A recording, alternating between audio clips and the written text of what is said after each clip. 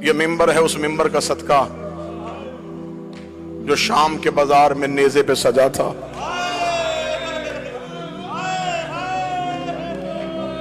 ہم دور سے پاکستان سے تمام حسین کے جا کر آپ کے سامنے پڑھنے آئے ہیں سیدہ کی مظلومیت. رو کے امیر المومنین نے کہا تھا زندگی میں کبھی بطول کے حق میں کوتاہی نہ کرنا.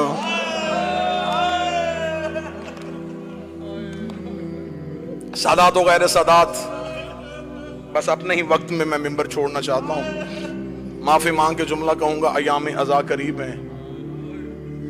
اتنے عزت والے لوگ تشریف فرما ہیں، مل کے آمین کہنا.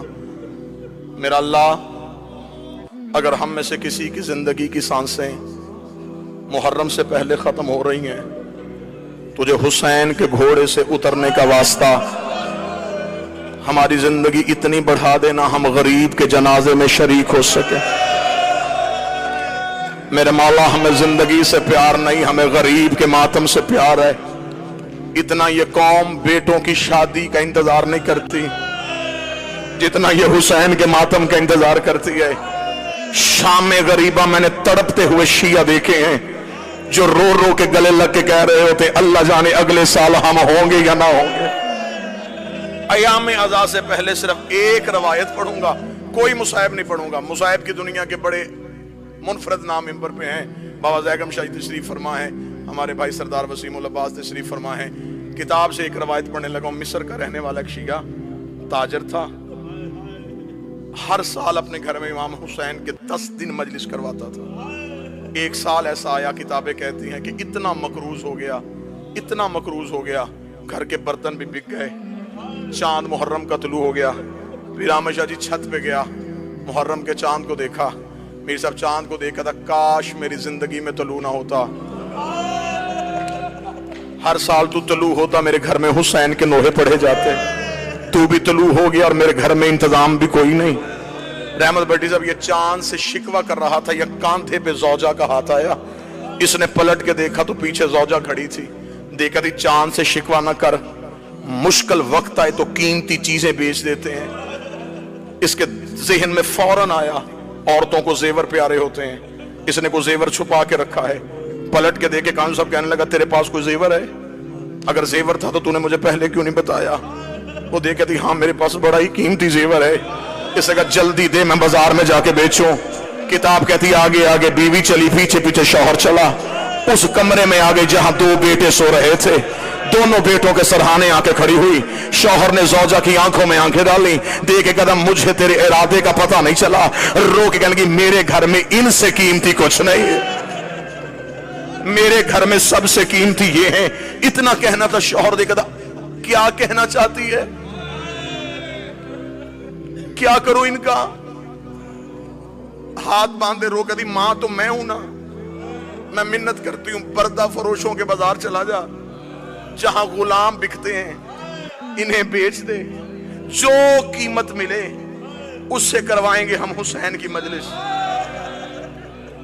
اتنا جملہ کہنا تھا. شوہر سر سے لے کے پاؤں تک کانپا.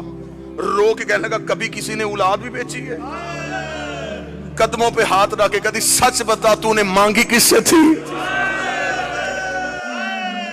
تڑپ کے کہنے لگا مدینے والے حسین سے. کہتی جلدی جا بازار میں جا کے بیچ دے. کیسی ماں تھی؟ انوار الغمہ میں لکھا ماں نے بچوں کو اٹھایا، غلاموں والے لباس پہنائے، لباس پہنا کے باپ لے آیا غلاموں کے بازار میں. صبح سے لے کے شام تک آوازیں دیتا رہا غلام لے لو، غلام لے لو، غلام لے لو. قیمت تھوڑی دے دینا، محنت زیادہ کروا لینا. شام تک کوئی گاہک نہ آیا. تھکا ہوا باپ زمین پہ بیٹھا، بیٹوں کے سر سینے سے لگائے، منہ بقیہ کی طرف کر کے کہتا رسول کی بیٹی میرا مقدر، بی بی میں تو گھر سے بچے بھی لے آیا تھا، شہزادی تجھے میری عزاداری منظور نہیں ہے. ابھی یہ شکوہ کر رہا تھا. خان صاحب کے لیے جملہ پڑھو. یا بازار میں کسی گھوڑے کے چلنے کی آواز آئی. جو ہی گھوڑے کی آواز آئی ہے اس نے یوں پلٹ کے دیکھا، سر پہ گھوڑا سوار، چہرے پہ نقاب. آواز دے کے کہنے لگا غلام بیچے گا؟ بیچوں گا. کیا قیمت لے گا؟ कीमत का नाम आना था, जिस्म के रोंगटे खड़े हो गए। तड़प के कहता कोई कायनात भी देता, मैं बाल भी तोड़ के ना देता। मैंने मन्नतों से मांगे, बस इतनी कीमत दे दे 10 दिन मेरे घर में हुसैन की मजलिस हो सके। अब मुझे नहीं पता यहाँ कौन बंदा मातम करने के लिए इतना जुमला कहना था। घोड़ा सवार की आवाज आई, वो मेरे घोड़े के सामने दिनारों की थैली है, ये उठा और अपने बच्चे मेरे घोड़े पे बिठा दे। इतना कहना था। तड़पा, तड़प के उठ के कहने लगा मैं कोई कर्जा तो नहीं मांग रहा, बेटे बेच रहा हूं, इतनी भी अमीरी क्या तो मुझे दिनार भी उठा के नहीं दे सकता। घोड़े सवार की आवाज आई, मेरी मजबूरी है, मेरे हाथ होते मैं तेरे बेटे हाथों से उठाता, मेरे बाजू होते मैं तेरे लाल सीने से।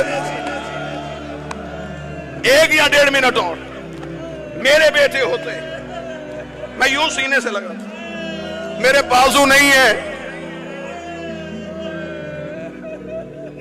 पीर साथी शाह जी लफ्ज सुनना था। तड़पा, दिनार उठाए, हाथों में दिनार की वजह चला। दरवाजे पे मां बैठी थी, खाली हाथा हुआ बाप देखा, आंख में आंसू आए। बिक गए, बिक गए। हाथ बांध के कहती है फिर मैं मां हूं ना,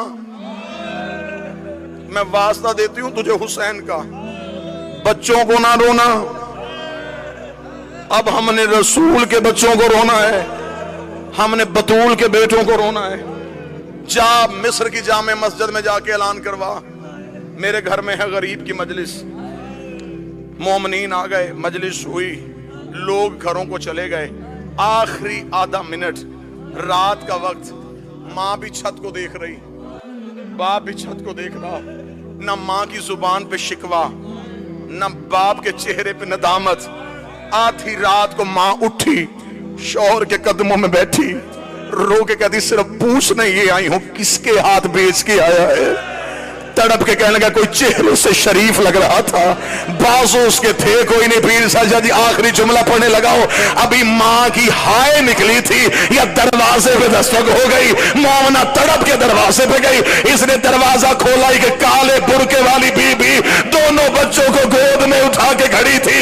ये देख के कदमों में गई थी, बीबी इनसे कोई गलती हो गई, मैं माफी मांगती हूँ, इन्हें नौकरी का तरीका नहीं आता, ये पहली बार किसी के घर गुलाम बन के गए थे।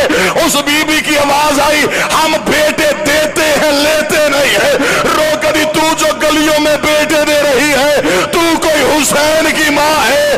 रो के कभी तू सारी रात मेरे बेटे का मातम करती रही, मैं सारी रात तेरे बच्चे गोद में उठा के कभी करबला कभी शाह रो रो के कहती रही, उठ हुसैन तेरा सदका